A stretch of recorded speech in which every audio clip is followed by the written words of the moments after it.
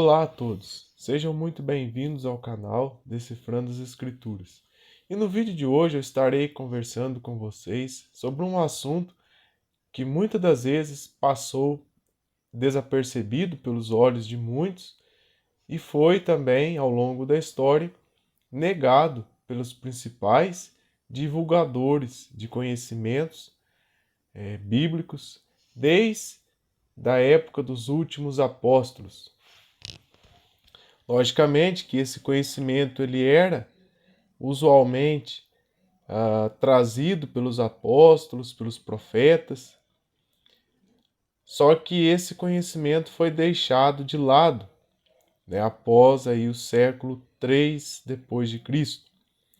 E o conhecimento que eu estarei conversando com vocês é sobre a pré-existência da alma. E o que é a pré-existência da alma? A pré-existência da alma se baseia na tese de que a nossa alma, ou seja, a nossa consciência, ela participou do processo de rebelião celeste que culminou com a queda dos anjos, narrados no livro do Apocalipse. Só que a humanidade, diferentemente dos anjos que pelejaram com o dragão para querer tomar o trono de Deus, ou seja, anjos rebeldes, as almas, né, os seres que hoje adentram naquilo que conhecemos como humanidade, estes seres se mantiveram neutros, pecaram por sua falta de fé, pela sua falta de confiança, porém não pegaram em armas ao lado de Satanás e seus anjos. E a estes foi dado, né, participar do processo de carne e sangue. Seria o mesmo exemplo que aconteceu com Cristo. Inclusive existem referências bíblicas e eu estarei citando algumas delas. Vou começar com a literatura apócrifa, vou parafrasear aqui os textos, né, que trazem este assunto. No livro Mistérios de Enoque, ou o livro de 2º Enoque, quando Deus fala dos mistérios da criação com Enoque, Deus diz que colocou Adão no jardim, para guardar o jardim, e naquele local Adão via os céus abertos e podia contemplar os anjos cantando o hino da vitória. Esse texto se encontra no capítulo 31, nos versículos 1 e 2 do livro Mistérios de Enoque. Também encontramos referência bíblica para este assunto no livro de Jeremias, capítulo 1, versículos 4 e 5, onde Deus diz a Jeremias que o conhecia muito antes dele ter nascido. Também encontramos essa referência no livro de Salmos, capítulo 51, versículos 3, 4 e 5, onde Davi diz que quando ele foi gerado, ou seja, quando ele estava sendo gerado no ventre ou no útero de sua mãe, ele já estava sendo gerado em pecado. E isto remonta a uma eternidade passada da alma, do ser espiritual de Davi, que Deus já o conhecia no passado. E também temos outra literatura, que é o livro de Jó, no seu capítulo 38, versículos do 4 ao 7, onde Deus diz para Jó: onde estavas tu quando as estrelas da alva alegremente cantavam? Onde estavas tu quando eu lançava os fundamentos da terra? Esse texto de Jó, inclusive, hoje no meio teológico, acredita-se que Jó estava debochando da cara, no caso, Deus estava debochando de Jó, fazendo uma brincadeira poética e de mau gosto com ele, mostrando a ele a sua insignificância.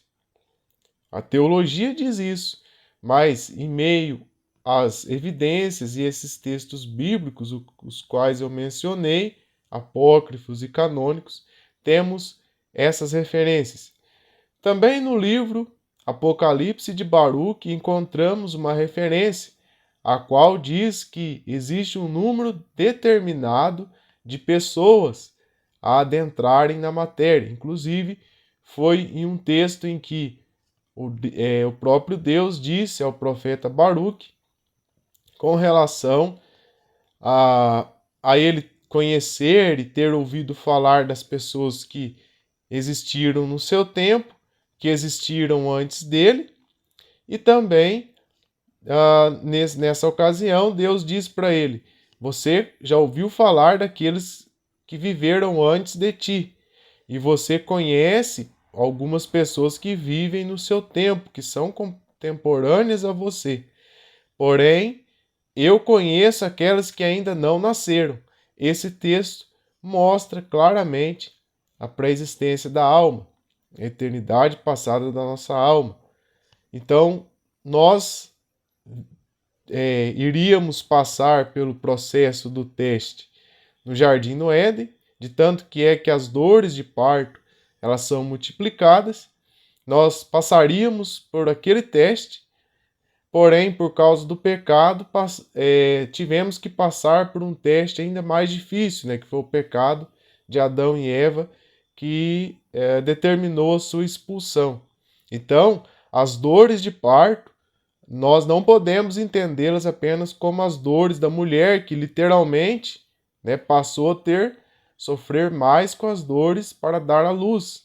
E no passado isso não ocorria, mas isso tem uma conotação profética. Cristo mesmo vai falar das dores de parto, que os momentos que antecederiam a sua vinda seriam semelhantes às dores de parto. No livro de Romanos, em seu capítulo 1, temos um texto, e um texto que chama muita atenção, onde o próprio Deus, o próprio apóstolo Paulo diz que a ira de Deus se levanta desde os céus contra aqueles homens que, mesmo vendo os atributos invisíveis de Deus, o seu eterno poder, não lhe deram glórias, não o reconheceram. E diante dessa prerrogativa, estarei falando com vocês sobre um animal na natureza, um animalzinho simples, mas que revela muito da palavra de Deus. E esses animais são as borboletas. Vejam a pregação do evangelho que existe em cima das borboletas, que mostra os estágios da vida humana aqui na Terra. As borboletas se especula muito hoje nos meios acadêmicos evolucionistas sobre a sua origem, que remonta a 40 milhões de anos.